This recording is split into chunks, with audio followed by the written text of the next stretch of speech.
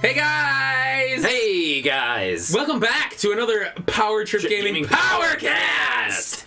Kevin is again with us because we can't get him to leave. Nope, he just sits on the couch. This is my spot. Yeah. I have it. Same spot, same divot. He's still there. That's it. Hey man, don't mess with the divot though. Once you find that groove, once you find that spot, that sweet spot in the couch and stuff like that, it's heaven. It is magic, It's heaven. I'm not gonna lie. Once you find your groove in the couch, you just sit there and it's like you just fit like a glove. Love it. Getting excited thinking about it. I'd say it's almost like one of the greatest feelings, like putting on a fresh pair of socks, man. Like once you get that sweet spot, you're just like, oh, nothing can fuck with me. Yeah. Wait, what were we talking about? That I was like, there's nothing quite like something, and you're like, and then you brought up the socks. I don't remember, but I know what you're talking about. Shoot, what was? Because that would be my. Maybe taking a big poop, and then you wipe, and it's just clean. It's like, how did that happen? You know what I'm talking about. Oh my god, yes. It's like the miracle poop. I call it the perfect poop. Yes, exactly. It's like perfect poop. You just shit, and then you go to wipe, you're like, did I poop? Yeah, it's like, it comes out, you feel so relieved, and then you go to wipe, and you're like, oh my god, there is nothing on this piece of toilet paper. What the hell just happened? Didn't I just poop? Now here's my question to you. Have you ever taken the risk and just be like, well, I guess I'm done, and then pulled up your pants? Hell no! That's just like one of those feelings, like, have you ever sharded and then realized, like, it didn't hit the underwear, but you're just like, I'm gonna chance it, I'm just gonna wear the same underwear. What do you mean, wear the same underwear? Like, honestly, if you shard yourself, do you change it automatically? Oh, yeah, if I knew I sharded myself, or if, like, you waddled to the bathroom, pulled your pants down, and be like, no, I got nothing. Would you take the risk and still wear the same underwear? I mean, after wiping myself, if there's nothing on the underwear, you might be good. You might be good. This guy's an animal. What are you talking about? I've been blessed. Yeah, you've got to change every 5 fucking minutes then. You shard all the time. I've been blessed with a very deep ass, alright? My butt cheeks go deep. I can fit my whole hand between my butt cheeks and I still won't touch beehole. That's how deep my butt cheeks are. So if I shart, I got cushion. So basically what you're saying is you have a very large ass. I am thick with 2 C's, as they say on the streets. I am thick. My booty's shaking. Like, I got room to spare. Don't you remember on the way to work that one time when I sharded? I remember. And I had to run to the bathroom, and I was like, nope, made it. This is off topic. But it's important nonetheless. It is important, because people want to know about our personal lives, and it doesn't get much more personal than about our colon health. Than about the perfect poop. The perfect poop. That's right. You can shake your head all you want, but you know that is untouchable. Power Gaming! I don't know why, Powercast! but I see Andy being the opposite way. He takes the perfect shit and then goes to wipe his ass and his hand just goes right up. This whole episode's gonna be about poops. I have a feeling. Andy's like, whoa, what's in here? I mean, we could get into this. It's a new adventure! Oh my god, what an opening. What an opening. That's a good Oh one. man. Alright, so we're talking about Zelda. Oh, is that what we're talking about today? I think so. Oh, fuck yeah. Alright, so we're talking about Legend of Zelda.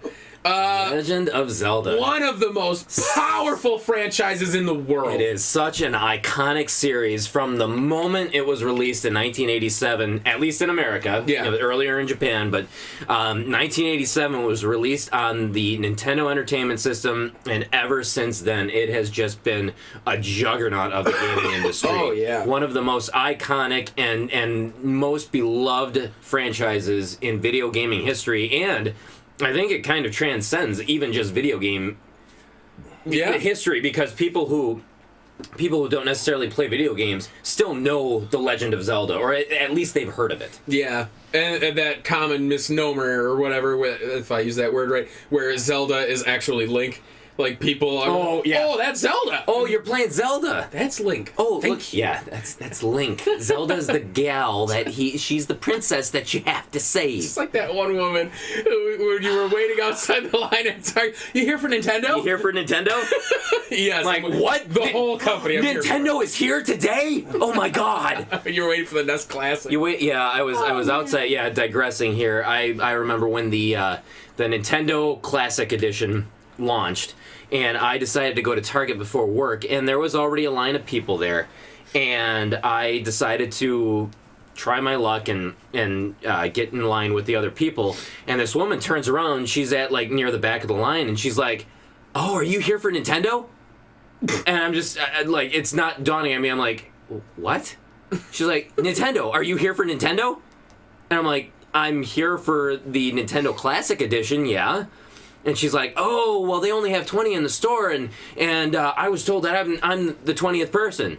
And I'm like, well, all right, I will take my chances with it. Sure enough, I was 21 out of 20, so I was not able to get one on opening day. And her little, are you here for Nintendo, was like the icing on the cake that I just, like, I wanted to punch something after that. Yeah.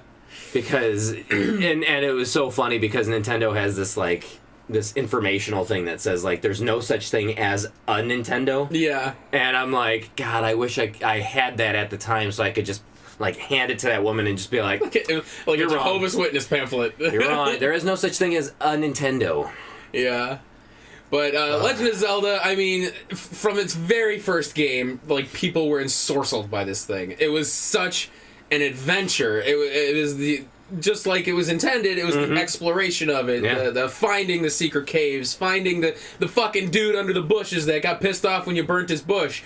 Like, you owe me for a new door. You owe me for a new fucking door, you prick. Like, stuff like that. It's just, that whole world was so immersive for its time, and it's even today, like, you still get that sense of wonder plugging in any Legend of Zelda game. Oh, yeah. Sans the CDI games, but even those still have their charm. You know, they're not great, but they're, you know, who knows? That was what got me into the original Legend of Zelda. The first time I ever played it was just the scope of of Hyrule, of the world that you could explore, and the amount of exploring that you could do, even though you didn't necessarily know what to do or what the correct order of operations were.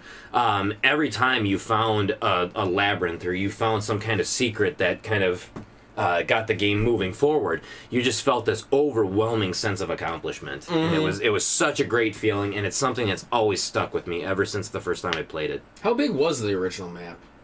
Was it 16 by 16 squares? Okay. I believe. I don't even know what that comes out to. I'm not good at maths. Wait, maybe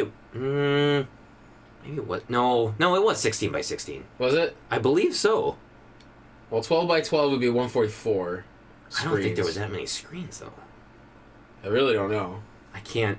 I will say it's hard for me to imagine in my head, and I wish we had something around. But what about you, Kevin? What was your feelings on Legend of Zelda? Maybe not necessarily the first one, but just your overall feeling of the franchise. It's one of those franchises I can always go back to. There are certain ones I'll play over other ones, but I think for the most part, most of the games have been a hit. So. Oh, absolutely. It's. I still, to this day, will always buy a Legend of Zelda on day one. Like, I bought the Switch for Breath of the Wild. Yes, you did. I mean, I really don't pre-order consoles very often at all. Like, PS4, I waited a couple years. PS3, I waited a few years. But the Switch, I needed that immediately because Breath of the Wild looked like such a fucking advancement compared to its predecessors. Like, it blew me away. I was like, I want to play this immediately. Yeah. And it didn't leave my Switch for, Jesus, maybe the first couple months. Yeah, but you needed all that time. It was such an expansive game. It was so huge that you needed months in order to really explore everything. Yeah, I think I sunk maybe 160 hours into it. Oh, and I think my completion rate still was only like 80%. Like, it wasn't that great. Yeah. But, so, yeah, everyone knows Legend of Zelda came out on the NES in 86 for Japan, 87 for us, right? Yep. Then you had Adventure of Link, which Zelda came out 2. in 89, 90? 88. 88. I believe it was 88. Earlier than I thought. Which came out first? Was it Link's Awakening or Link to the Past? Link to the Past. Link to the Past, that's right. And Link's Awakening was basically it was Link around the to same the time. Yeah, but it was basically the version of Link to the Past on the Game Boy. Because they took a lot of things from Link to the Past to put into Link's Awakening. So yeah, Link to the Past came out in 1991. Link's Awakening came out in 1992. Okay, so they were relatively close. They were relatively close. Yeah. Then you had this Seasons game, or the Oracles games. You had Seasons and Ages for the Game Boy Color. Mm-hmm. You had Ocarina of Time. Ocarina of Time. I mean, it was a landmark title right there. Yeah. Because I mean, besides Super Mario 64 for the N64, like usually the other game people think of is Ocarina of Time. Or Ocarina, as some people say. Yeah. A hard O. To each his own. Well, yeah, it's me. I would say English is an evolving language. It is. You had Majora's Mask. Mm-hmm. You had Minish Cap. I mean, you could go for a long Phantom time. Hourglass. And, Wind Waker. Wind Waker. Yep. There's so many titles. I still want to try 1 year on this channel to play through every Zelda title in 1 year. It's a hard game. It's a hard there's a lot quest. of titles. Yeah. There's a lot of titles there. Still, then you have the CDI games, which are...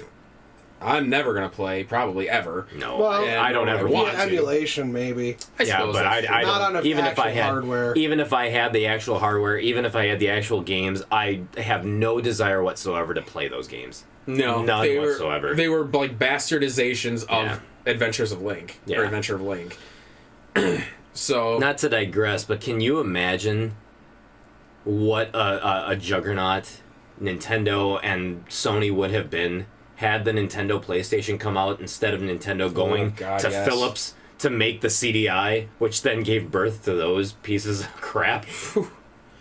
Oh yeah, like Nintendo. I mean, essentially the console, like current day console wars. There would be no console. There would be no console. I think Xbox would have got crushed. Yeah. Oh yeah. Microsoft may not have ever even joined at that point. But see, also, you can't even see. We can't even speculate that because it's entirely possible that had they gone that direction, they could have also flat out destroyed the industry. No, that's true too. There would be no. That's one of those things where there would be no competition, so therefore we could speculate it, and they could have destroyed like the home market the way like arcades damn near destroyed themselves. Yeah. Mm-hmm. So without without legitimate competition, they would have been able to do whatever the fuck they wanted. Yeah. And there's no telling whether it would have been good or bad. Yeah. So, well, that's what like Atari did to themselves. There really was no competition, but then they basically marketed themselves and just made crap, and then people basically gave up on video games, saying, "Nope, this is the best that you can do," and it's just we a toy have no for interest. kids. It's a toy for kids. Or even Sega. I mean, Sega kind of created its own demise in the way it advertised with some things, and just trying to outsly the competition. They ended up shooting themselves in the foot. They didn't kind of shoot themselves in the foot. They did shoot themselves in the foot. Yeah. Many, many times. Which was sad because, I mean, Sega was such a powerhouse with the Saturn and the Dreamcast. For a while, actually, even in the Genesis era, Genesis versus the Super Nintendo, Sega was winning the console wars. Which is hard to fathom. Yeah. You know? They were winning. Yeah. Mm-hmm. So we were actually just talking about this with Tim about, like, Sega versus, like, Super Nintendo and how Sega sold better here than it did in Japan, but like what was big on the Sega was a lot of sports games. Hence why Genesis didn't have a lot of JRPGs as opposed to the Super Nintendo, which had a very large array of them. Yeah, which, you know, but that's off topic. Fuck it. Zelda. What do you know? What would be your favorite Zelda title? I know your expanse is kind of limited. Oh, I can answer this for you. Link to the Past. He's done. Of course. Well, that's all he's ever really played. Yeah, I know. No. I have played Legend of Zelda, Zelda 2, Link to the Past, Link's Awakening, Phantom Hourglass, Wind Waker, Ocarina of Time, Majora's Mask. I What? fail to believe you played Wind Waker. That's right. Well, I know. Well, I gotta remember he did play. I did give him that disc at the 1 point for GameCube. Yeah. So that had the first 2 and then the 2 64 games on it. Well, but So- I played them on the N64 themselves. Oh, okay. I played Link Between Worlds. I've done like a lot of the games, just maybe not a lot of the newer ones like Twilight Princess. I haven't gotten to yet. I haven't done Skyward Sword. Shut up. Twilight Princess is not new. Well, I'm just Not saying like newer. the later releases. I suppose. So Twilight Princess, Skyward Sword, Breath of the Wild, I have not gotten to yet. However, though, of what I've seen and what I have played, obviously Link to the Past is my favorite. Of course. And I smile because I know that you absolutely disagree. I loathe it. I know. I loathe that game. I love that game. It's gonna be fucking Castlevania Bloodlines all up against this bitch again. No, it won't. No, it won't. No. Kevin, what would you say is your favorite Zelda title? It's a twin. The Ages and Seasons. Oh, I think overall those are like the most creative of the Zelda games Yeah. because they were 2 separate games, kind of like going into Pokemon Red and Blue, where you basically had the thing you did, but then there was the final ending where once you've beaten both of them, you went and you did the full ending. Yeah, it was really cool. I actually have never done that with Seasons and Ages. I beat Ages, but I got stuck in a dungeon in one of them, and it just never panned out. But those games were really cool. Yeah. I would say mine is, I loved Link Between Worlds. I really did. Which is so funny because you did not like A Link to the Past. I really didn't. Which Link Between Worlds is literally a direct sequel to Link to the Past. I feel like Link Between Worlds was presented better. Because it felt more of like the Toon Link. And I liked Toon Link. Like, I liked Phantom Hourglass. Phantom Hourglass, Yeah, Wind Waker. Yeah. And that's what that one felt more like. And it even felt kind of in a weird way, because I would say maybe my favorite overall is probably Minish Cap. I loved Minish Cap. The music was so phenomenal, and just the whole environment of it was so much fun. Like, it felt like 2 different worlds, because you were small, you could be big, and you fought bosses that like were a regular enemy, but you were small, so he was big. It was really interesting, and I loved, what's his name, is the main villain that, I don't know how you pronounce his name, Vati? I don't know how you fucking say it. And he was cool as shit. Like, and just the whole idea of it was really neat. But I'd say Minish Cap was my favorite, followed probably by, and this is kind of weird, but I actually loved Phantom Hourglass. I did too. A lot. I did too. Phantom Hourglass is fantastic. It felt like Wind Waker. But, it was. Just on a smaller scale. Yeah. But it's, But I'd say of the console, Wind Waker would probably be my favorite. Just because the music in it was probably the best of the series. That was when, because that was when they almost, it was like full orchestrated music. And it was a fantastic soundtrack. And strangely, I absolutely loved it. And strangely almost shot themselves in the foot with the series. Because people did not like Wind Waker's aesthetic. No, they did not at all. The cell shading they did not like. They didn't like the animated look. They didn't like a young Toon Luke. Or Link. Jeez. Luke. Star Wars on my mind. Yeah, no, they really did. But yeah, no, that game was not well received when it first came out. Well, I wonder, because wasn't there like a tech demo of what they, like, past Ocarina and Majora, where it's like, it I want to say, I bet you could look up, like, I don't remember what it was called. It wasn't called Wind Waker. It was called something else, but there was like a tech demo that was released that it looked gritty as fuck. And it looked really badass. It was like Link fighting Ganon. And then, like, all of a sudden, Wind Waker was presented, and people were like, what the fuck is this? Like, especially since Ocarina of Time and Majora's Mask were so dark, like, going to Wind Waker, it almost felt like a step backwards. Yeah, because Ocarina of Time was pretty dark, but then Majora's Mask made it, like, it was 10 times as dark. Yes. But then, actually, it was funny, because as you got further into Wind Waker, like, it did get pretty dark. Well, Phantom Hourglass was the same way, too. I remember it getting pretty dark, like, in there. Yeah, so that's... I have, the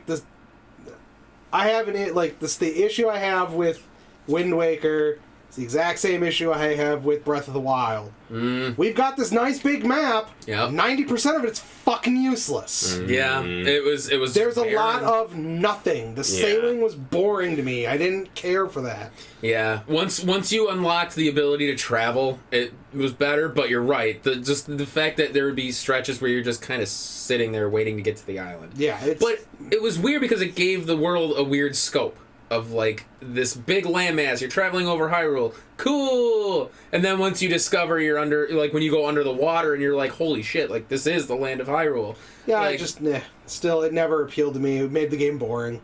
Yeah, no, that's a fair qualm. And then the only other thing I don't like about that one is, like, I love the cell shading and stuff. I just don't like Link's design. Yeah. Which is football head. No. Which is funny because I panned Link to the Past for having a cartoony design, and I love Wind Waker. I know, that's what I don't understand, is literally that is one of your biggest gripes with that game, is the fact that it's too cartoonish for you. Well, it's because I suppose... He just doesn't like Fat Link. Hobbit Link pisses me off. It's the fact that I feel like Link to the Past tried to present itself as a dark game, and just was not. The aesthetic didn't fit, if that makes sense. Because, like, the way they talk about the dark world and all this shit, like, I don't know, just something about it. It felt like it was trying to be darker, but wasn't. Like, the aesthetic didn't match what they were going for. It was your problem with Bloodlines, with Castlevania Bloodlines. It's Dracula, it's dark, it's this, but then you have this bright-ass palette that just I see what you're saying. You're saying, so you're talking about it strictly from an aesthetic point of view. The game itself is great. Because I was gonna say, when you're in one part of that game that always sticks out to me, where you really have a sympathy for the dark world and what darkness is really kind of encroaching on, is when you are in the dark world for the first time and you have to find the ocarina, and you play and you play it for the boy. He said, I just want to hear my ocarina one last time. You do that, and then he turns into a tree. And I remember the first time I did that, and I just felt this overwhelming sense of sympathy and sadness, like, oh my god, like he wanted to hear it one last time, and now he's a tree. Like, oh my god, that is like the saddest thing ever. Is this the third time in games you've cried? I did not cry. I just felt like this almost like this kind of like, wow, this really is a really dark and cold world. Mm-hmm. But yes, I can understand what you're saying, is that the aesthetics of it, some of the bright colors, even though they're in like almost like a fall, like browns and oranges and yellows, but yeah, it's a little bit too bright for it to be kind of like a real dark world. Yeah, basically. Like just the round it's not the right. It was just so weirdly pastel feeling.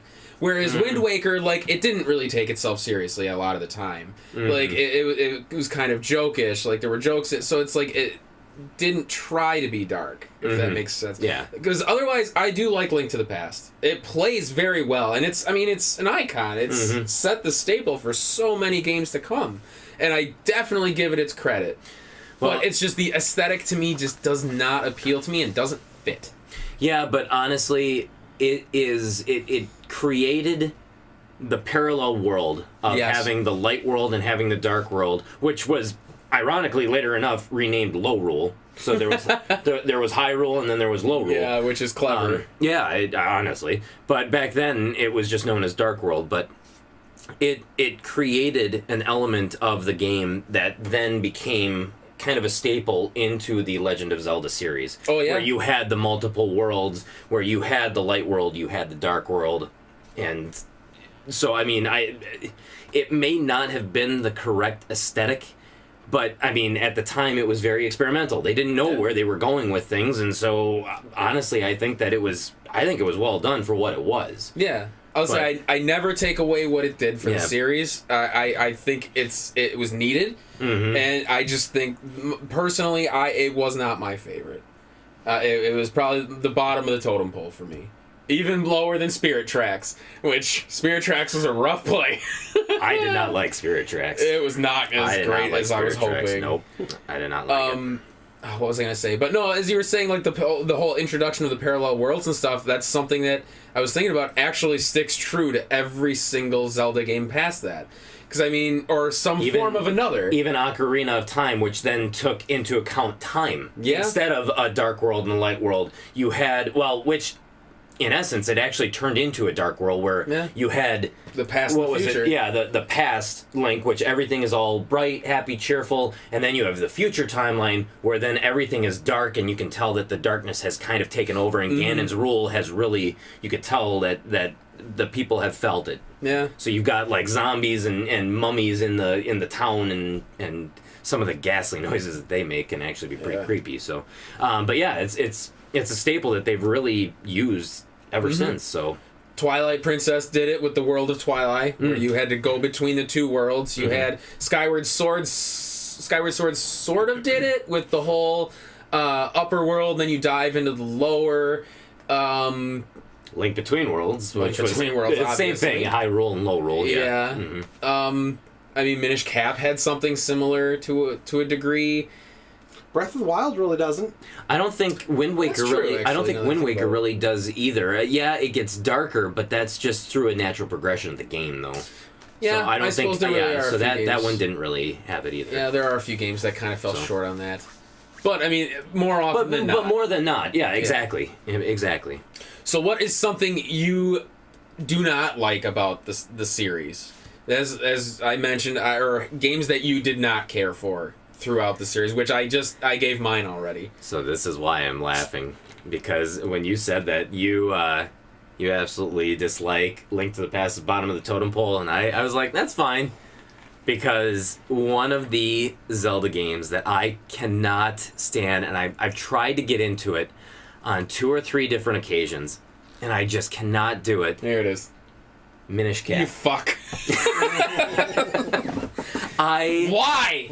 I cannot, for the life of me, and I cannot get into Minish Cap, and I've tried several occasions, and it's just, I do not like the stiltedness of like the big Link and then the small Link. I do not like it. I think it's too jarring. Easy things that should be easy to overcome are like damn near impossible while you're small Link. And I did not care for it. You are aware that by saying this, we are going to play Minish Cap on the channel. And bullshit. You are going to be playing. Oh, BS. Yeah, that's happening. We're going to lose subscribers, right? We might already. I said I hate Link to the Past, you say you hate Minish Cap. So actually, that would be a good thing to comment on. I'm kind of curious. Who do you think is more at fault or more guilty of this? I lose, hands down. I just want to hear other people say it, though. That's like saying Symphony of the Night was a travesty of a game. What is worse to hate in the world of Zelda? A Link to the Past or Minish Cap? Oh, Link to the Past. You decide. I'm prepared to lose that fight. Don't worry about that. But no, I can see where you're coming from. I don't know why, but it's like for some reason, like the progression just it seemed like some of the simplest of things they took such a complex approach in order to prolong the game to make it really kind of stretch out, so that it's like it's been so long since I played it that I can't think of any particular like scenarios, but I remember playing it and just I kept trying and I was like, I just can't get into this game. I just did not like it. I didn't like the mechanics of it, and it made me long more. And that was right after I played that one, right after I played Phantom Hourglass, and I absolutely loved Phantom Hourglass. Yeah. So maybe that was a detriment to it, where because as I was playing Minish Cap longer and longer, I was like, man, I wish I was just back to playing Phantom Hourglass again. Which even Phantom Hourglass, the only rough parts of that were going through that fucking tower. Or whatever, having to do the stealth bullshit. Oh, yeah.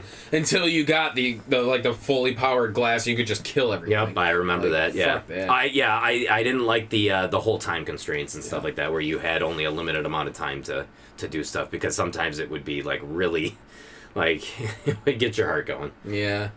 What about you, Kevin? What would you say is a game of the series you didn't care for? Spirit Tracks, Phantom Hourglass. The Toon Link shit. Yeah, basically. Yeah. Well, I feel like a lot of that too is because it's all stylus based. There was no control pad. That is true. Yeah. I completely forgot about that aspect of Phantom Hourglass. It was completely stylus reliant. Yeah. Wow. Well, I'm about to say at that era too, a lot of DS games were. I mean, World Ends With You was completely stylus. Mm-hmm. You couldn't really use control or the D-pad or anything. What was it about it that you just didn't care for? Well, Spirit Tracks, the overall game is just garbage to me. Spirit Tracks was rough. It's one of those things where they're like, okay, the Zelda franchise is known for experimenting with like every game that comes out, but this one was like, let's just throw darts at a board and see what the hell we come up with. Pretty much. All right, we're gonna put you on this thing that you have to follow, but the game can fuck you, and you just have the enemies hit you, and you're done. No, it's over. You're done. And that is exactly why I stopped playing Spirit Tracks 20 minutes in, and then didn't touch it for 4 years. Wow. It's because the first time I got on a goddamn train, I ran into one of the damn demon trains. It was an instant kill, and I lost all my progress. I said never again, because the same thing happened to me in Blue Dragon for the Xbox 360. Which I've told this story, I think, a couple times now, but there was... I played for about an hour, and I hadn't saved it. I was in a dungeon. I met a particular fight. It wasn't even a boss fight. It wasn't a mini-boss fight. It was just a random encounter where the enemies got to act first. All they did was charge themselves by hitting themselves with lightning attacks. And it was like a progression where it was like the first time they hit him, it was 10% charge. Then the second time I hit him was like 25. And for some reason, I did not get an action for 20 turns. They were fully charged. The very next turn, they completely wiped me out before I got one turn. I said, you gotta be fucking kidding. I threw my controller. The game exited the system and hasn't touched it since. It's been about 10 years. It's funny, keeping to the digression, but I just recently played through Resident Evil 2 again, and something like that similar happened to me where I know that game inside and out, and so I pick it up and play it again from time to time, and of course, the more I pick it up and play it, the more comfortable I get with it, so the more complacent I get, so the less I'm actually saving on that game, and there is, so you go from the police department to the sewers. So I was playing as Claire because I did Claire's scenario first, and so I was playing as Claire. You go through the police station, the sewers, then you go to the lab, like the umbrella lab, and then it's like basically you're near the end of the game at that point. Well, I made it to the lab. I probably had about maybe another 25 minutes to go. I had been playing for an hour and a half, and I hadn't saved it. And I was doing fine. I had so many different healing items because I just wasn't using them. And then I went into a room that had 2 liquors in it. Oh, boy. I made the mistake, I didn't realize it at the time, but in retrospect, obviously, I know what I did wrong. I went into there in caution health.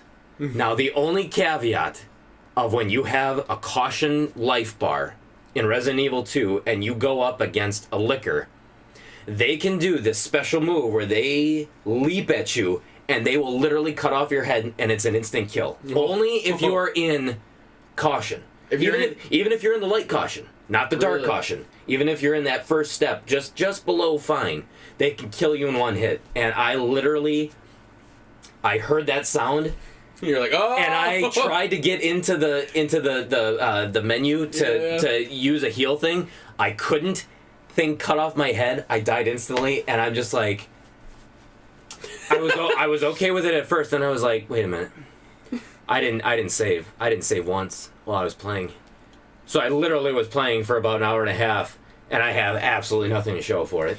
Why do you think I constantly take pictures of passwords when we play anything on the channel? Because I know you. But the only thing is that with Resident Evil, the more you save, the lower your rank goes. So you really had to save once, and you would have been good. Yeah, that's true. Oh my god! Can you get a ranking where you just literally don't save? Like, is there a special thing you get? No. It's basically you can actually save from 1 to I think 11 times, and you'll still get like as long as you finish in a certain time frame, you'll get an A ranking. Oh, okay. Okay. But mainly, your ranking is based on how quickly you can actually finish the game. Oh wow! So. Okay. Wow. But, yeah, I was so pissed. I was so pissed.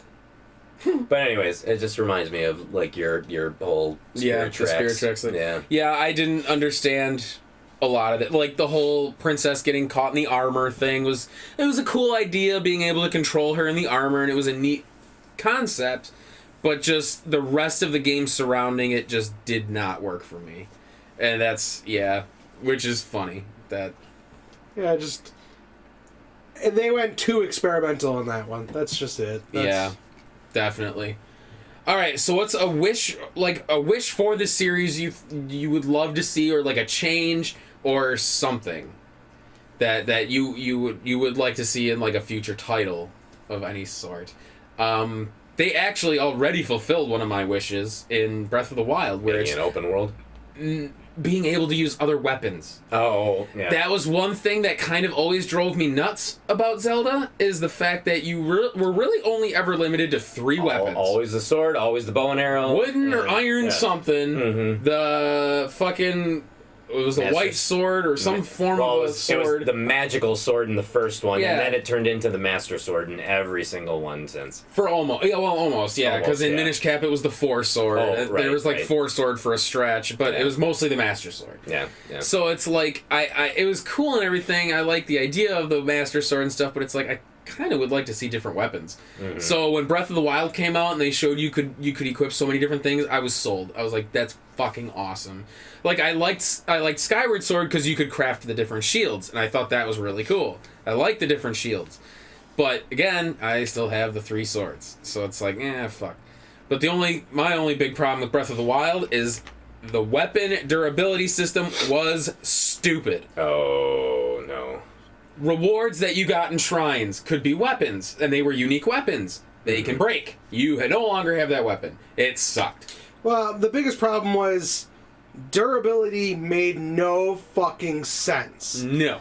I could take this awesome fire sword, hit an enemy a couple of times, and it breaks. It's badly damaged. I could take a wooden stick, hit the same enemy 5-6 times more than I did with that sword, and it's still fucking going? Yeah, that was the biggest problem with the laser equipment or whatever. The ancient equipment? The ancient equipment, it literally was like a glass cannon. Powerful as fuck, you get maybe 2 swings out of it. Oh. And then it broke. And it was such a...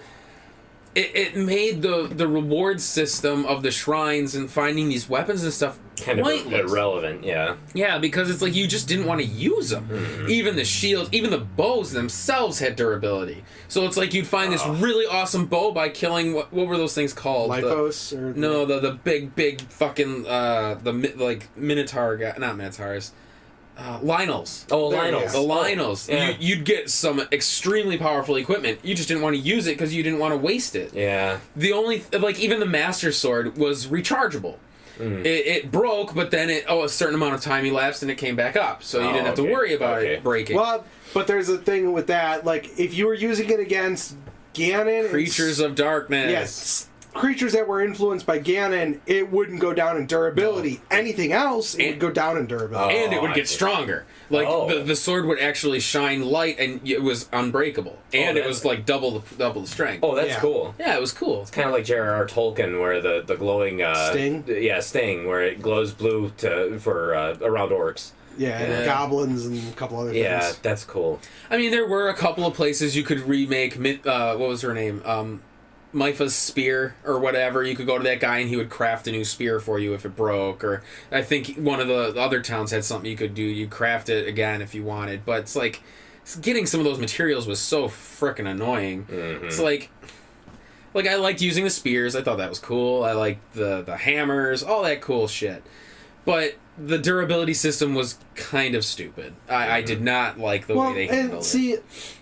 The durability system would have been okay had they taken a page from Fallout, where you can repair equipment. Well, like or Fallout, Morrowind, where I've got stuff. It's got durability, but the durability goes down, and then I cannot use it, but I can bring it to someone and have it fixed, or I can just get rid of it, or even like if they had like a way of enhancing equipment so that I can increase the durability and decrease the rate at which it gets damaged and stuff like that by using ancient screws and stuff like that to make the weapons better. No, none of that. You can't do that. No, which is another thing I loved was the different armors. I loved because they did that effects. Yes, and I just loved the way a lot of them looked. Yeah, like it was really neat to not see the traditional green tunic and green hat. Like you could just he looked how you equipped him, and I thought that was awesome. Which is I liked. That was that one where he had the blue tunic or whatever. Yeah. Right, he came out the champion's tunic. That's what it was called. I liked him in Hyrule Warriors. I thought his design was amazing. Like I loved the different iterations of the green tunic. Like in Twilight Princess, how he had like the chainmail underneath. I thought was really cool. You know, it's like the cool variations, but it's like you get kind of sick of seeing the green shit all the time. But yeah. So, what was a wish? Where did that come from? That was a wish that you would. Oh, that was my thing. Yeah. So I don't know I don't know if this has ever like been covered in a game, but has there ever been like a story in The Legend of Zelda that really goes into kind of like the origin of Link and where he comes from? Skyward Sword. Skyward Sword does? Skyward Sword is... We'll get into this when we get into the timeline aspect of Zelda, but I want to say Skyward Sword is the start of the series because it introduces the whole idea of Ganon and Zelda and Link and how it was demise. So like Ganon and like the whole idea of Link and Zelda is reincarnation. Oh, it's you defeat the evil here. It's not even it's not direct reincarnation. No. It's more of a title.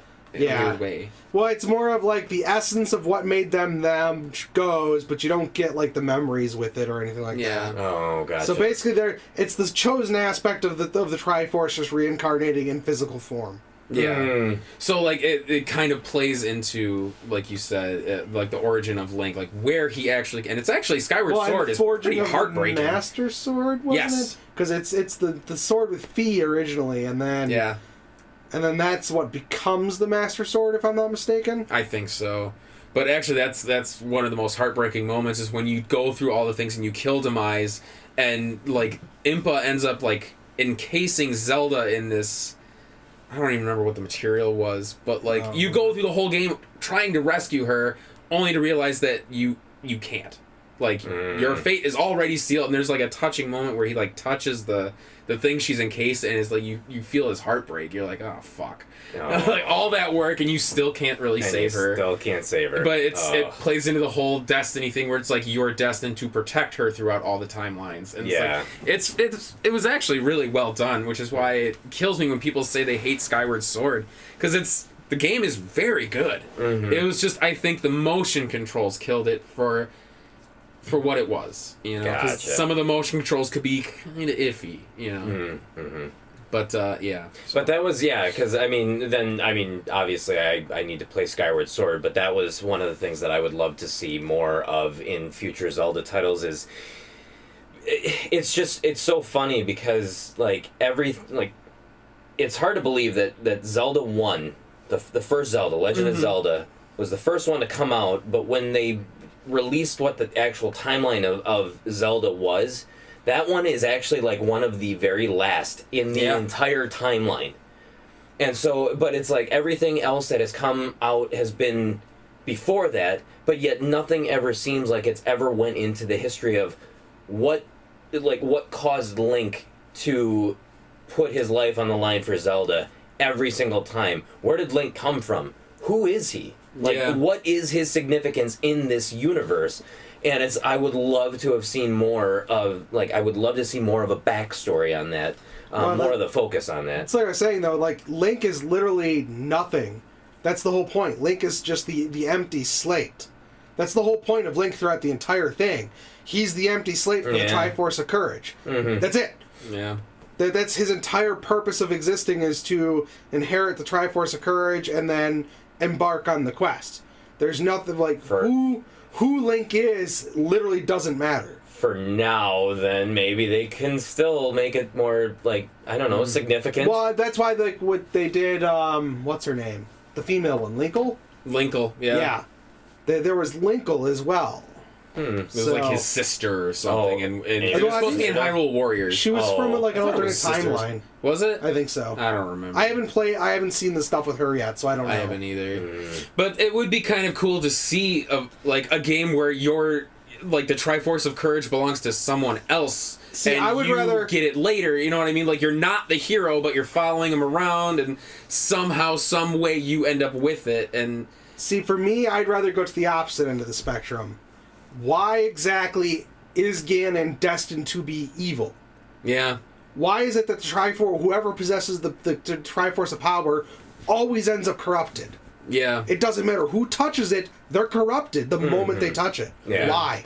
Yeah. Like they don't even with the origin and demise and stuff like No, that. they really don't. They don't touch on anything as to why. Again, that's literally the same thing as like Lord of the Rings, where it's like the one ring, anybody who grabs it, it doesn't matter if you have a good heart or not, it will slowly corrupt you and turn you bad.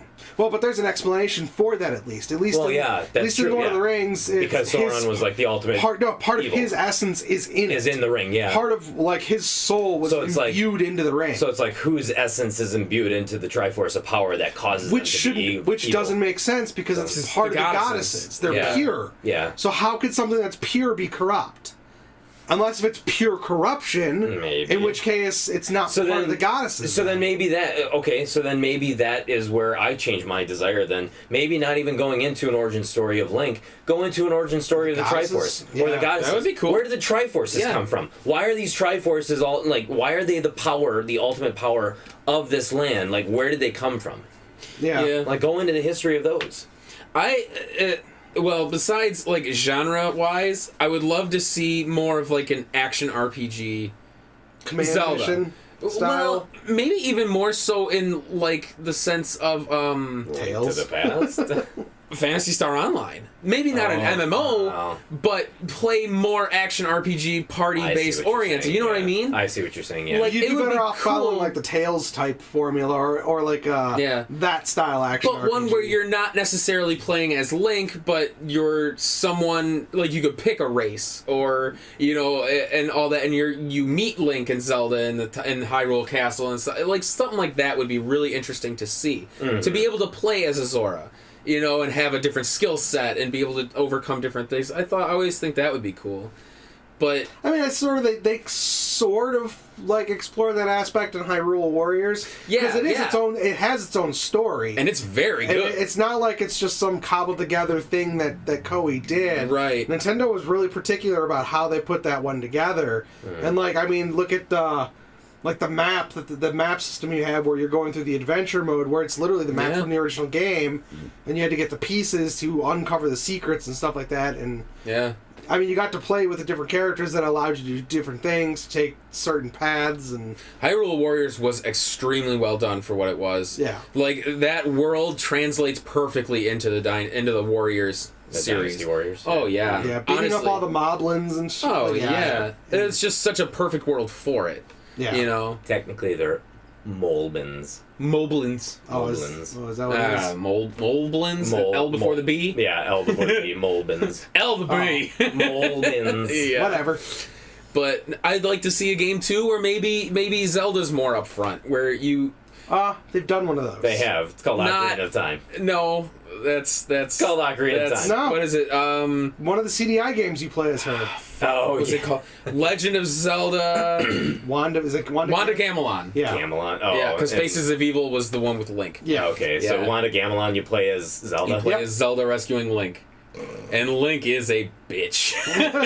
It's so Well, stupid. excuse me, princess. Not that bad. But it'd be cool to see her not quite be the damsel in distress. Like, Well, where you have but her see, to play that's- with you and That's fight one of the with you. things I thought was awesome about Breath of the Wild is she's not the damsel in that game. No, she really isn't. literally keeps Ganon at a stalemate fighting for over 100 years. Oh, Waiting for wow. you to come back. Yeah, so you can come back, get the Master Sword, and put an end to the Putting fight. it to him. Wow. Yeah. But that's where I feel like that action RPG genre would do very well, is because then you could have her as a partner to help fight things with you. Yeah. And it would just be really cool to see, like, her actually being able to do something. You know what I mean? Yeah. That's why I liked Hyrule Warriors so much, because you could see all these other characters become more diverse and see the way they impact things.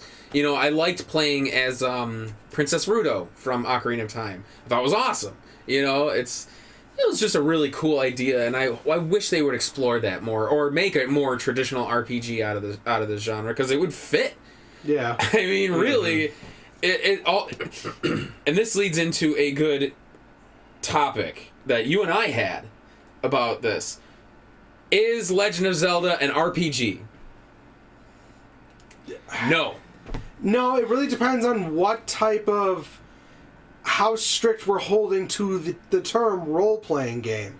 We're talking something that fits the traditional mold of an RPG. Then technically even, like, Final Fantasy and stuff is not necessarily an RPG. But it is. No, it is. There's a level-up system, there's an experience system, there's... You mold your characters to your liking. In Legend of Zelda, that does not happen. You really don't mold your characters to your liking, do. though. Absolutely Not really. do with the materia system. Final Fantasy. Well, those are the later. Oh yeah, Final but, Fantasy. like, well, even Final Fantasy 1, you sort of do based on the party you pick and what you equip them with and what magic But even you give then, them. like, the only molding you really do is, you pick their class. And equipment and their spells. Beyond that, but even then, there's not really... There's... I suppose, you could choose other stuff, but there's clear choices to make. Like, it's basically X or Y, and if you pick the wrong one, you might as well just start over.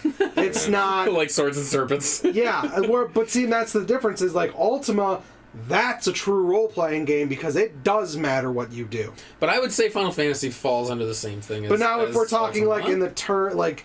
the general term of what people view as RPGs for as far as like console gaming goes, I could see it falling under action RPG, Action but platformer. not it's not a platformer. No, it's action adventure. It'd be action adventure. that's right, Because it's not a platformer because there's no jumping involved. Well, there is, just not at your command. In Zelda 1? But there's no there's not no Zelda jump. 1. There's no I'm jumping. talking like Ocarina of Time and stuff. Oh, well, but like platformer usually means precision jumping Yeah. and stuff like that. So it's not a platformer. Action adventure, I suppose, would fit more than RPG. Yeah. And in that sense, Legend of Zelda, the original one for Nintendo, technically it does not fall into that category of RPG nor action RPG because there's no experience system. You do not level up your character. You basically, as you kill enemies and get Triforce, you get hearts, which expand your life, so it has nothing to do with the amount of enemies you kill. Yeah. But that could still be construed as leveling up. No, not necessarily, because you don't have to But it's not, because you don't actually have to get them. Well, you really don't have to level up in RPGs. Look what you do with your Super Mario run. That's a different story. You can avoid experience. Hell, Fallout you can play without killing a single character. But I feel like that's taking it to an extreme, because Super Mario RPG, that's not exactly an easily obtainable. That's something you have to really go out of your way to make that happen. But it is still something you can do, which makes it an RPG. It's part of the thing. That's I don't know. Because it's pretty easy to avoid the hearts. You know what I mean? You can just choose not to get them. But at that same point, too, avoiding the hearts also does make the game harder, because you can't get the white sword, you can't get the magical sword. Yeah, because I was going to say, and in that sense, yes, it almost would be construed as an RPG, because the amount of hearts... It is. It's a very rudimentary leveling system. Yeah, because the amount of hearts dictates the strength you will have, because you have to have 6 hearts to pick up the white sword, and then you have to have at least 12 hearts to pick up the magical sword. So without those, you can't, without getting the hearts, without basically leveling up, quote unquote, you cannot pick up stronger weapons. Therefore, you are going to have a more difficult time actually playing this game. I would say the first one is not an RPG. It's action adventure. See, to me, yes, it normally falls better under Adventure of Link is an RPG. because you level up and you cannot avoid leveling up. No, you can't. Yeah. So at you gain some experience. point, You gain experience for killing things. You level up, and then you decide what you want that to go towards. You go towards life, towards magic, or your attack, or your attack. Yeah. Yeah, but which you can skip until a point where you cannot, because if you can upgrade at least one of them, or at how does it work? There does come a point where you can't skip leveling up anymore. It's I think if you have enough to upgrade all 3. Oh, okay. You literally cannot avoid it. You have to level up one of them. Oh, god. So that one I would consider more of an RPG than Legend of Zelda 1. I think that there are trace elements of like trace RPG elements in the first one. Yeah. But you cannot technically consider it a true RPG, even an action RPG. You can't, because that's not the way that the game was designed. Yes, there is a rudimentary RPG element to it, but I don't think that was its natural intention to do that. So I think that that's why I wouldn't really construe it as an RPG. I would, but yeah. But again, it definitely sits on the fence between what is and what isn't. It does sit on the fence, and I will not lie, is that every other Zelda past that, with maybe exception to Link to the Past, because Link to the Past plays exactly the same way as the first one. Only you don't need the hearts in order to get a stronger sword.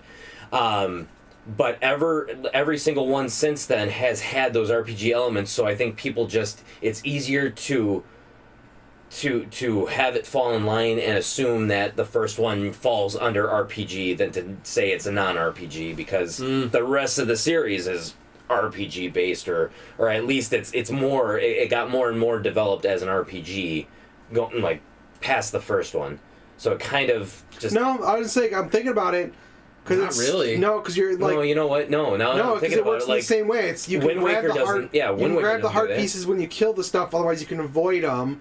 But that's really the only Majora's Mask. progression. Actually, a lot of them, even in those, you can't avoid them.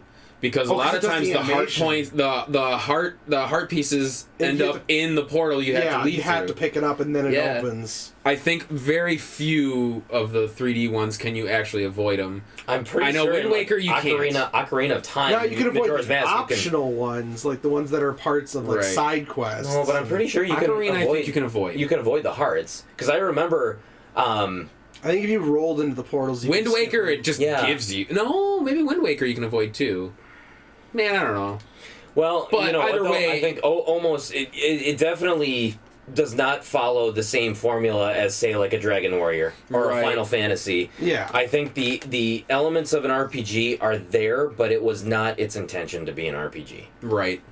Because there was an interesting thing I had seen about what was it? The Game Awards or something, and something about best RPG. Oh, best RPG was Monster Hunter. Yeah, and there was an argument about Monster Hunter not being considered an RPG because you, as a character, don't level up. You just craft better equipment, and that's your level up system. Yeah, but they're taking the term at its literal definition for that game.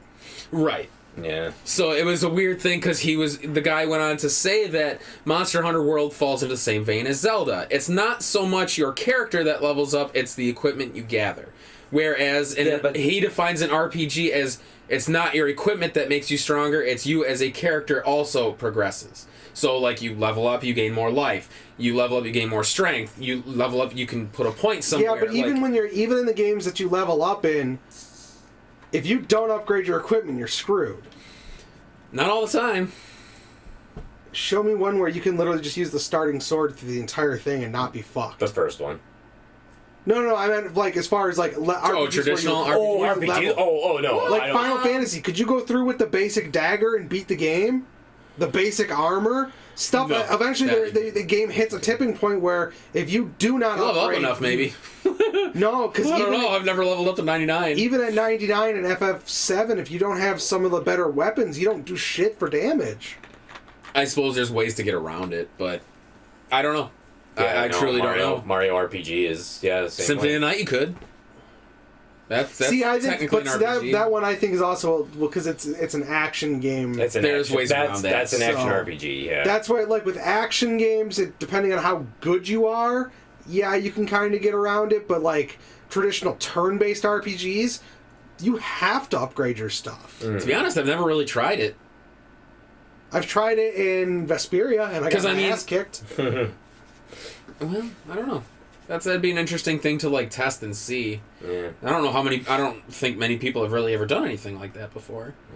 I know, like, there are some games, like, the Vesperia is actually a pretty good example where, like, yeah, you can go through up to a certain point using the basic weapons, especially on, like, New Game Plus. Mm-hmm. It's viable up to a certain point, but then afterwards, like, you just, like I said, you don't deal enough. You just don't do enough damage at a certain point, and there's nothing you can do to change it. Yeah. Short of just standing back and using spell after spell. And But that too might come down to it's just what is it, a war of attrition, where it's like you just need the time because you're not dealing a lot of damage, but you can still survive it. Yeah. Or at least how long could you survive it till you run out of resources? But that's, who knows? See, I don't say RPGs have always been it's always been a category of games where, like, even like the way we say JRPGs. Well, it really doesn't make sense because there are Western style games that play the exact same thing, play the same style. They're not JRPGs because they're not Japanese made. Yeah. So Japanese, like, RPG is like the muddiest term for gaming. Period. It truly is. Yeah. Because I mean, if you take it as its face value, role playing game.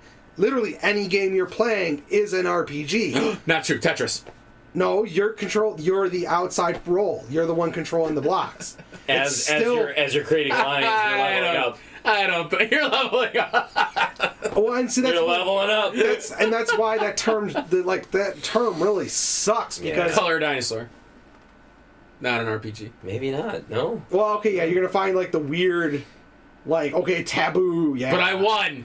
Yes. What's your prize? Firehouse Rescue. Hey, no, you are somebody. You gotta be the fireman. You're playing the fireman, so. No, I know what you mean, because technically Forza would be an RPG because you're assuming the role of the driver. The role. Yeah. That's why, like, that term really sucks. It's a very difficult term to define.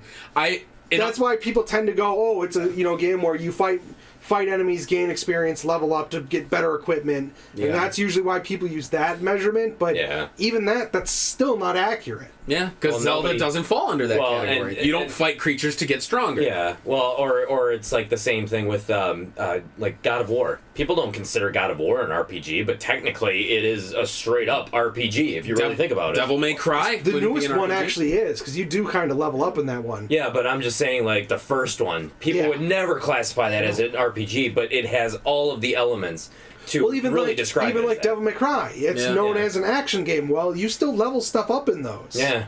Chaos Legion. Yeah. I mean, you level up the thing. Yeah.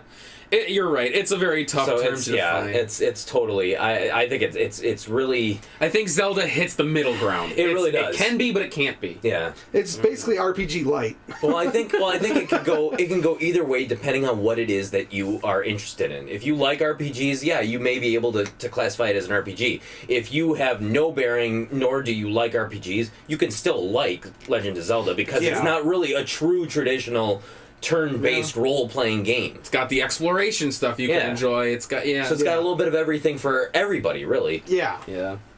Well, fuck. Well, that's wishes and changes. I would like to see a more traditional RPG, if that makes sense.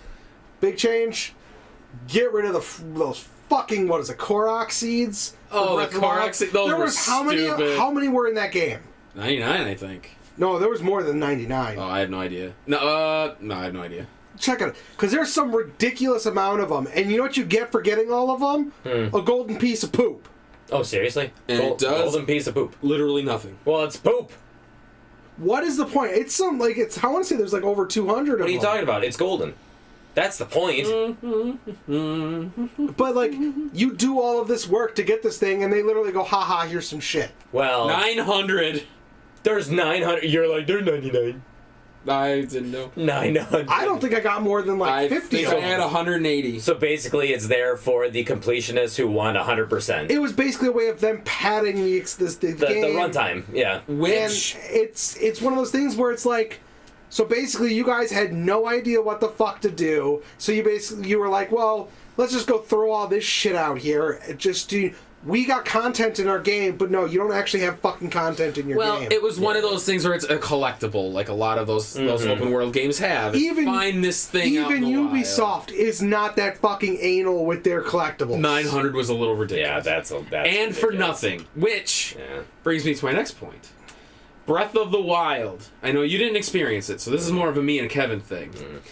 It won Game of the Year, which is an arbitrary title anyway, because there's like 900 of them. I didn't say There's which like- Game of the Year award. Yeah, there's like 30 different sources. Each publication each magazine has their own Game of the Year. Then there's the Video Game Awards that do their own Game of the Year. Yeah. And, But it won over Horizon, which I feel was a grave injustice. Horizon should have won. I played Horizon after I played Breath of the Wild. Now, I love Zelda, one of my favorite franchises of all time. Horizon does everything Zelda does, but 1,000 times better. I loved Breath of the Wild. Horizon beat it in every sense of the word.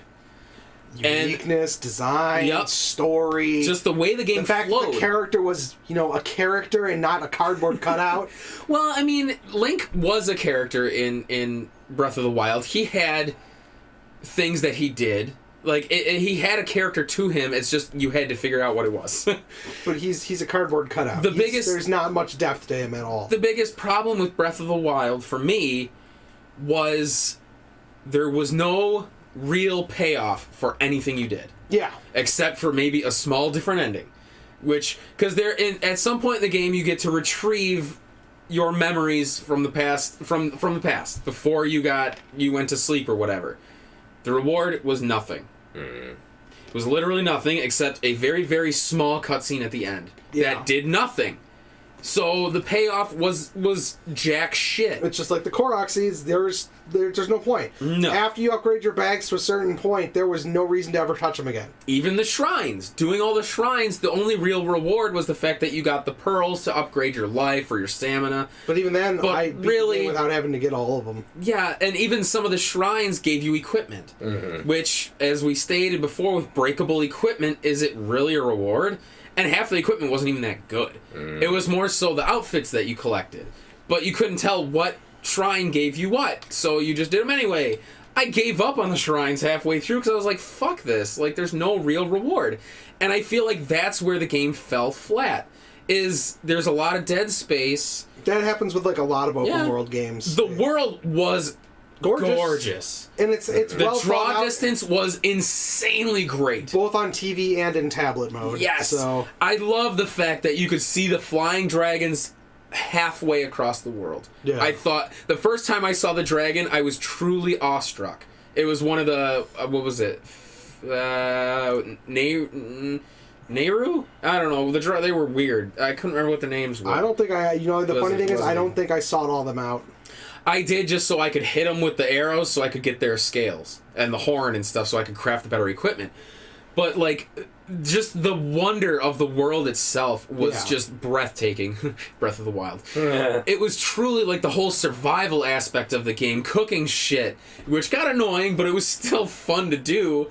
Like, the cooking and eating shit. Going up into the mountain and not having cold gear was... Yeah, where you shivered and you lost health. Like, desert and you had too hot a gear. Like, you're wearing cold gear in the middle of the desert fucked you over. Yeah, there was nice little touches like that made it nice, but it's just an empty world. That's part of the problem. The risk-reward system did not translate well. Yeah. So it to me is where Horizon definitely paid off. The rewards you got in Horizon were much better for doing the things that you did. Yeah. Breath of the Wild, I think, won Game of the Year, and I remember you and I had a discussion about this, was because Horizon was a brand new IP. Yep. It had nothing to compare itself to.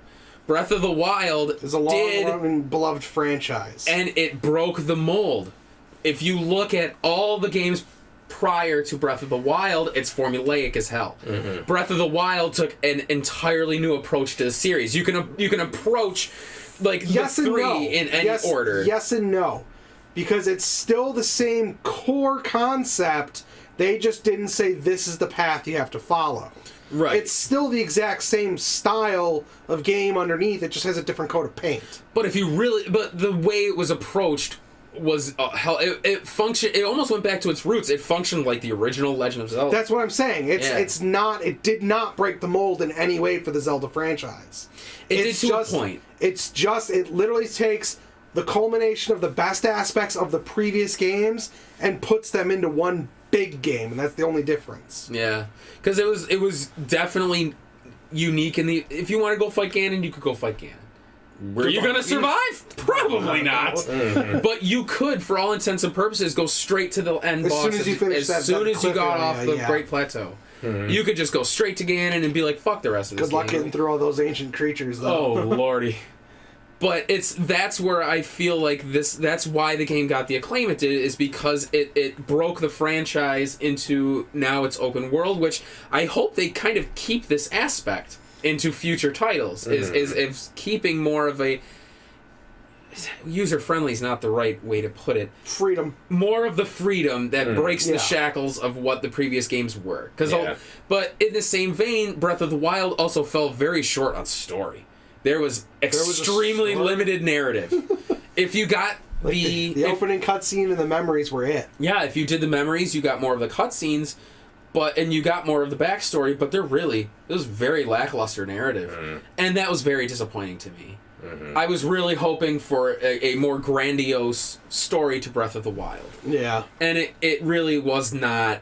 Like you said, he was not much of anything. He was the silent protagonist. But yeah, Link is ever Link. That's the kind of problem with the franchise. Zelda was at least unique and interesting. Like, her whole idea of her was there are a lot of really cool, colorful characters throughout the world of it. Like the old shrine lady that you talked to. Impa. That was the old Impa. Yeah, like she was really cool, and like some of the stuff she talks about, like you'd go beat something, go back and talk to her, and she had new stuff to talk about. Like there were individual characters that were cool, but like overall, it's just kind of it's Zelda. They have an overarching story, but they don't fill in any of the detail ever. It was very I like the idea of the champions. How you saw what became of the champions. Like, they were the ones that ended up becoming, like, part of the... I don't remember what the fucking big guys are called. The Sacred Beasts? Or the Sacred Beasts, yes. How, like, Mipha's whole story about how she actually, like, really loved your character. Yeah. And like, it was almost like... It was bittersweet. Like, her whole story arc about how, like, all of these characters ended up dying because you're not there. But it's like it was almost a necessary evil to end up killing Ganon later. You know, it was very well thought out, but it was almost like snippets here and there that just didn't quite translate. But maybe that's what they were going for. That feeling of isolation, like you're alone in the world. Well, see that that maybe aspect that's where it was. That aspect is fine, but you can still do a narrative and have that same feeling. Yeah, because it felt. I mean, look at Silent Hill. Silent Hill. Yeah. Oh yeah.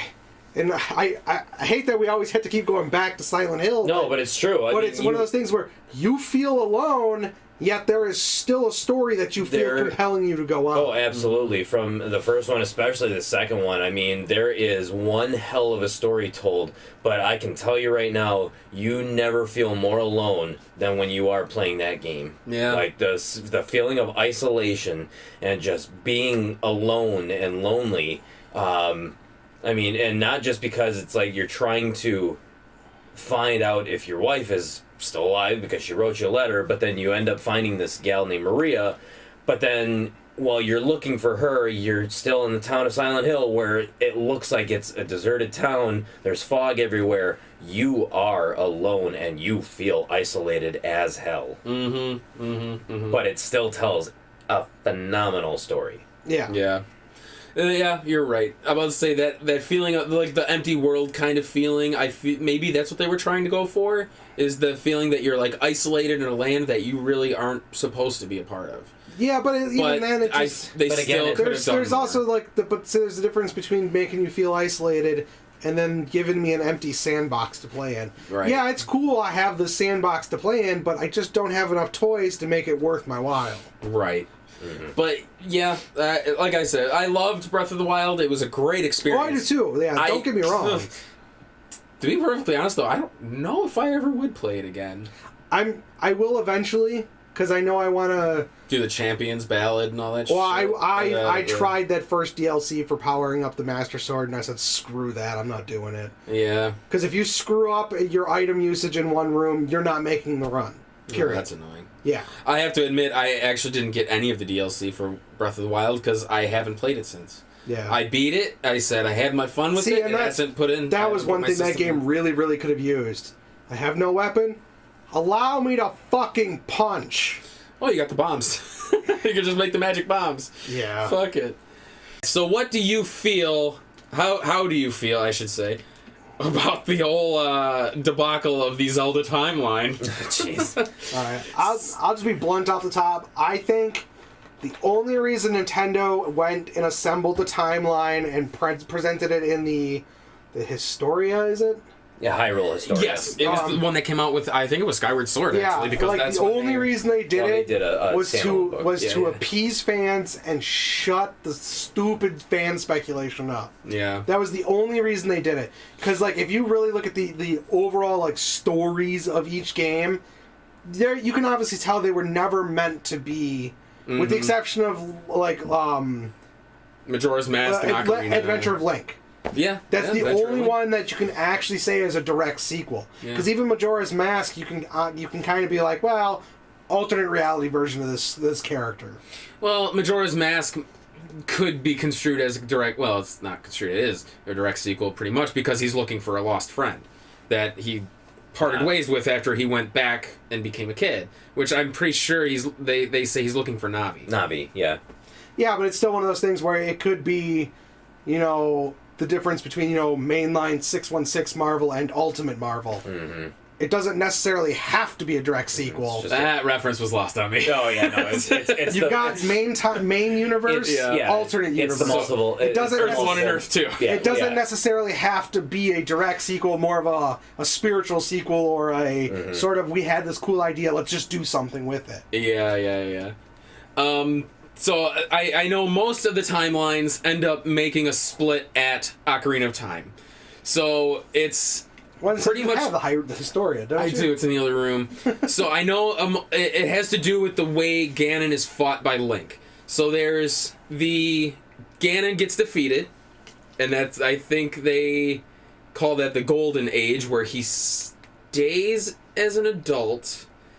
Then there's the one where he defeats Ganon, and then goes back to a kid. That's when Majora's Mask starts, and then you get some of the kid ones. And then there's the one where he fights Ganon and dies, and then you get the Dark Ages, they call it, which is Link to the Past. Zelda, or Legend of Zelda 1 is part of the Dark Ages. Yes, because the hero's dead, so she has to break the Triforce to seal Ganon. Some crazy shit. Ganon's a pig, who the fuck knows? But it gets the timeline is very, very odd. Kind of in the same way Kingdom Hearts makes literally zero sense. Actually, funny you should mention that, because Tim and I were talking about that earlier. He's like, I have a degree in like literature or whatever it is. He's like, and I still don't get it. Kingdom Hearts has to be one of the most slipshottily thrown together timelines I've ever heard. Mostly because they rehash the same fucking worlds 9,000 different fucking times. I played 1. I played Chain of Memories. It's literally 1 again. I played 2, visiting the same fucking worlds again, but maybe I'm a year or 2 older. And now what, 3? Let's go back to the same worlds with some other ones sprinkled in, because Disney fucking came and made more worlds for some reason, because they bought everything, because Disney owns everyone. It won't be long before they own Nintendo too, so Zelda will be in there. Yeah, it's gonna be... Nintendo will ever... Well, they'll never sell to a foreign power. No, fucking Kingdom Hearts makes zero sense. To me, the best Kingdom Hearts game, Birth by Sleep. I agree. Thank you very much, Aqua, Terra, and Ventus. Let's try not to get too far. We're not going to get far into Kingdom Hearts. That's going to be an episode on its own. Yes. But that's the timeline. What is your guys' feeling on it? Well, it's so funny because I remember I bought the Hyrule Historia where they first published the timeline, the official Nintendo timeline, before I had ever actually played through the whole entirety of Ocarina of Time. And I remember reading the timeline and just thinking to myself, like, why is this necessary? Why is this necessary? Why do you have to split the timeline into this one and this one? At no point does this timeline ever does it ever require a split like this? And then I played Ocarina of Time, and I'm like, oh wow, okay, there's literally no other way to make sense of the timeline other than to have split it between what young Link did to get to a certain point and what future Link did past that point, where everything can change on the inside of that timeline, that possibility. And so then I started to understand, this is the only thing that they could really have used to explain it and have it still have some kind of sense of making sense, basically. There was a game for the Sega Saturn that I just thought of that kind of... We were talking about alternate timelines, and we played Super Mario Brothers 2 recently, and we talked about how being in a dream is the biggest cop-out ever in writing history. In creative writing, it's a huge cop-out, because it means that you have no other way to explain something. So, the game for the Sega Saturn I got a bigger one. Dragon Balls. Sorry. The Balls of Undoing! Dark Savior is a game for the Sega Saturn. Okay. Oh, yeah. Now, the whole game is basically a dream. Okay. So every time the game is split up, so the opening sequence is you on a ship. You're a bounty hunter. You have your bounty that's locked up in the basement, and you're traveling to Jailer Island to drop this criminal off. At some point, the criminal escapes. He's causing all this havoc around the ship. The way the game basically splits what they're called parallels is based on how fast you get to this one particular room in the captain's quarters to fight this creature. Or don't fight the creature. So if you get there fast enough, you get there before the creature even reaches the captain's deck, he fucks off, it creates a parallel. You get there as he's getting there, before he kills the captain, it creates another parallel there. You get there after he's already killed the captain, taken him over, he leaves, that creates another parallel. It's like the weirdest things happen based on what happens in this opening sequence. But the way events unfold, it's like there's all these references and things that happen on this island that wouldn't happen if you had gotten there sooner. This woman that you meet there, Kay, she dies. She wouldn't die in a different timeline, and she talks about, if we had met in a different life and all this shit, and it's like the ending is always the same. You fight the big bad boss, and it restarts the game with you waking up in the cabin, back on the ship.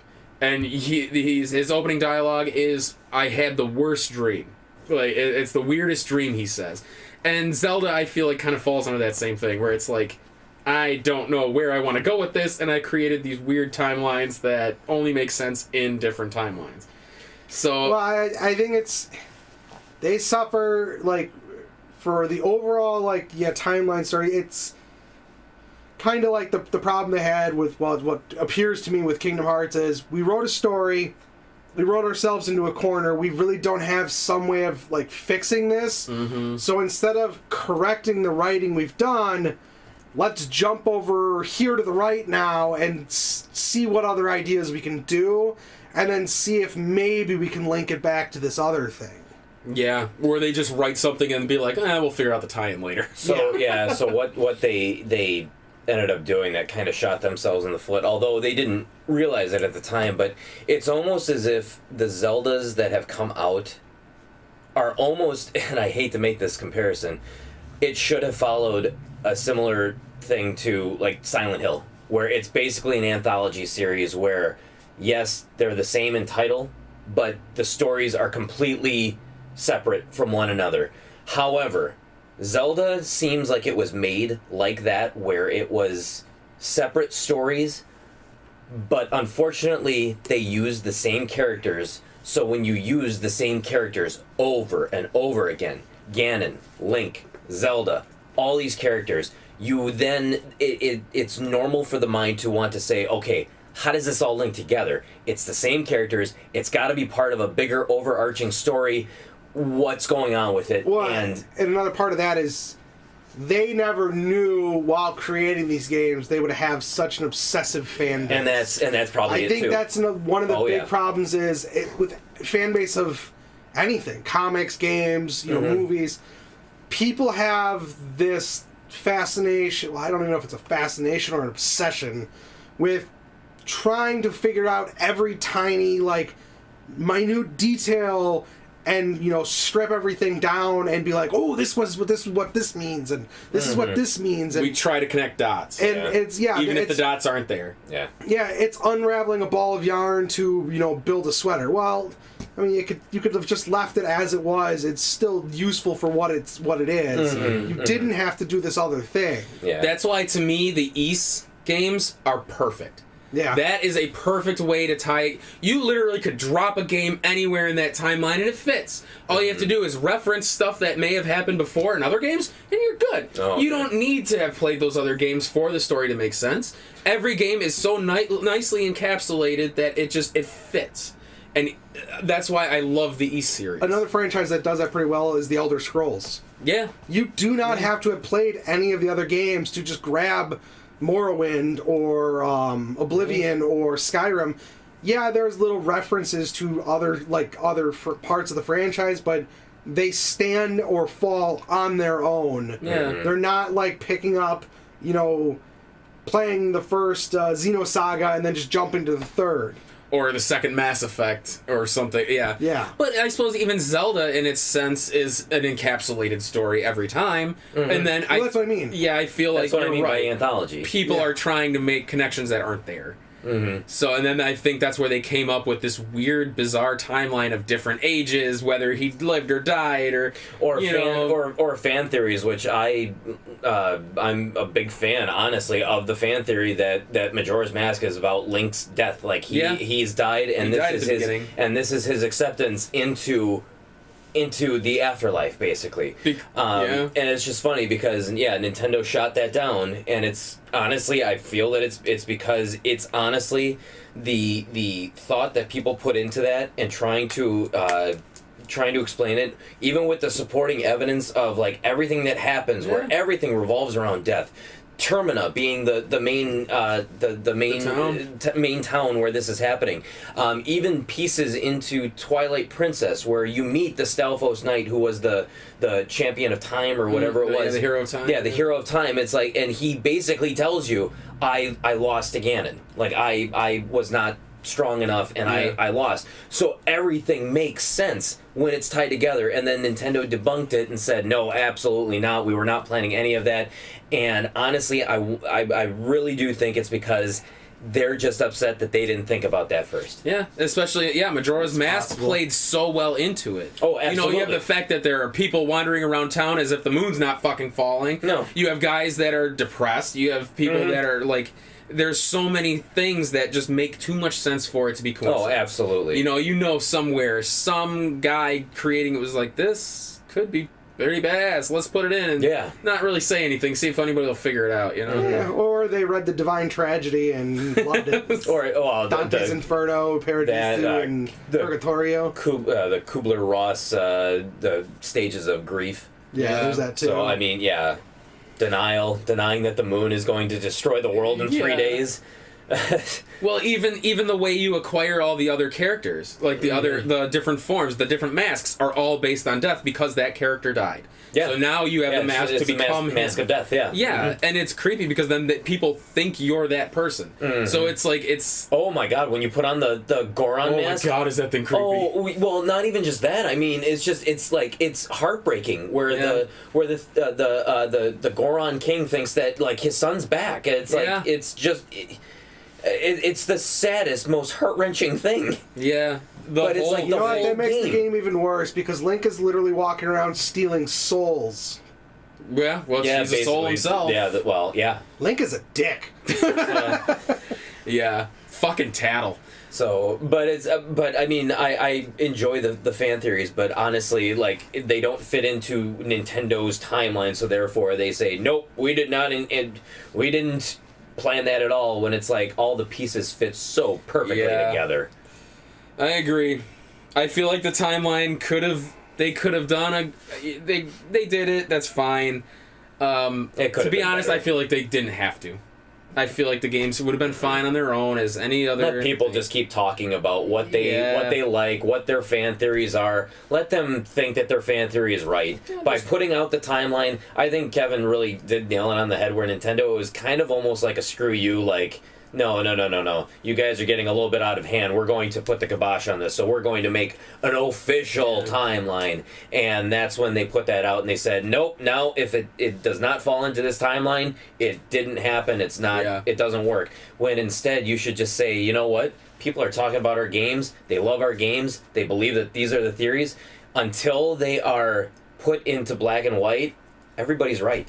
Basically, everybody. No, I'm just saying. Like, no, that's you can feel really passionate about your story, and until you're freaking Schrodinger's cat, until you're debunked, guess what? Your thoughts on that is just as good as anybody else's. Yeah. So. Yeah, to a point, I suppose. Yeah, it's like Schrodinger. But yeah, that's. I don't know, guys. That's enough of that. We didn't really talk about the companions that you get in the games. That really kind of only started in Ocarina. Who cares? Fee, annoying. I love Navi. Fee. Well, I mean, overall, but like Fee got annoying, like, especially Navi got annoying too. Well, yeah, but like, hey, listen.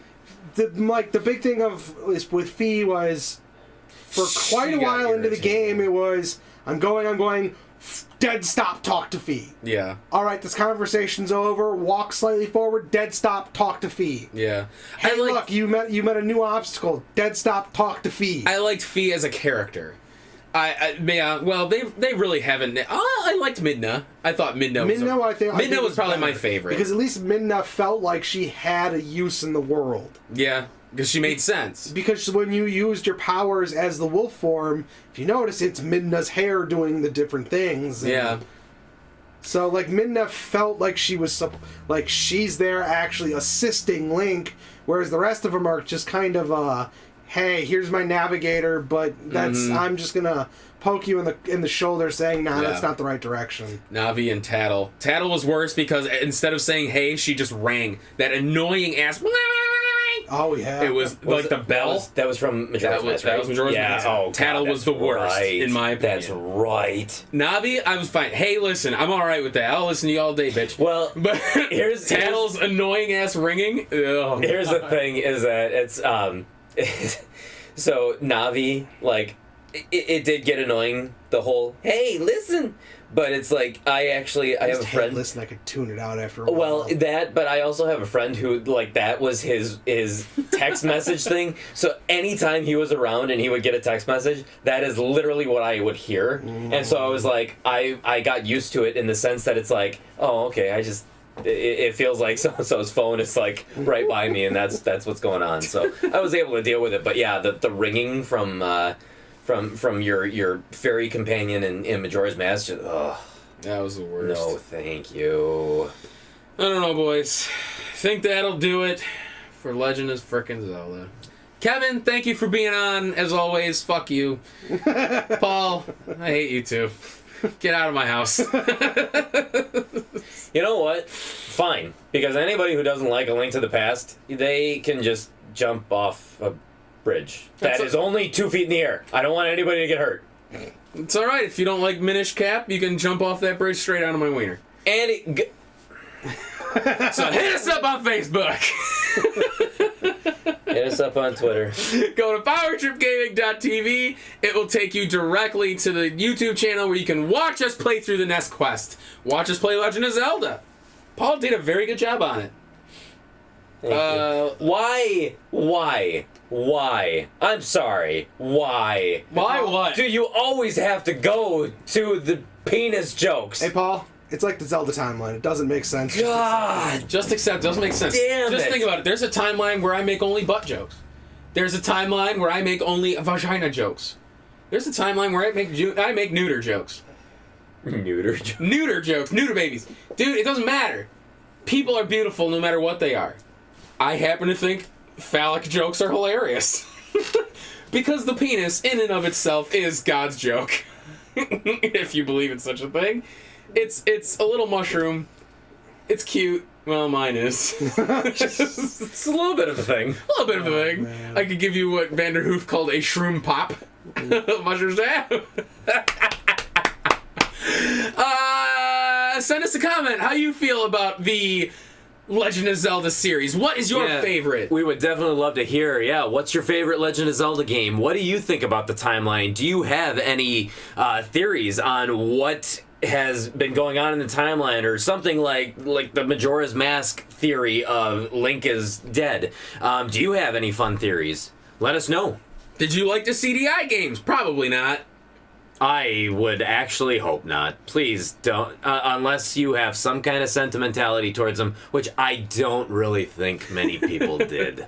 Hell no. How expensive was a CDI back then? Oh God, it was like, oh yeah, it was like $300 or $400. Maybe. Anal fissures. Nobody owned one. You know, well, and that's that's why the 3DO failed too. When that thing came out, it was like $600. God damn. Yeah. So, I mean, if you agree with my feelings on Link to the Past, leave a comment. If you agree with my feelings on Minish Cap being one of the lowest ranked of the Legend of Zelda series, why don't you leave a comment for that too? Hell, if you liked Spirit Tracks, send us a comment on why you maybe liked it. Maybe it might change our mind. Let us know. Doesn't matter. You're wrong. Let us know why we're wrong for not liking it. Well, you two are wrong because you're ugly. Kevin will never change his mind, so don't ever think you could change his mind about anything. Yeah, don't try to convince him. Just because I'm smarter than you. Your mom got me that one shirt means it's true.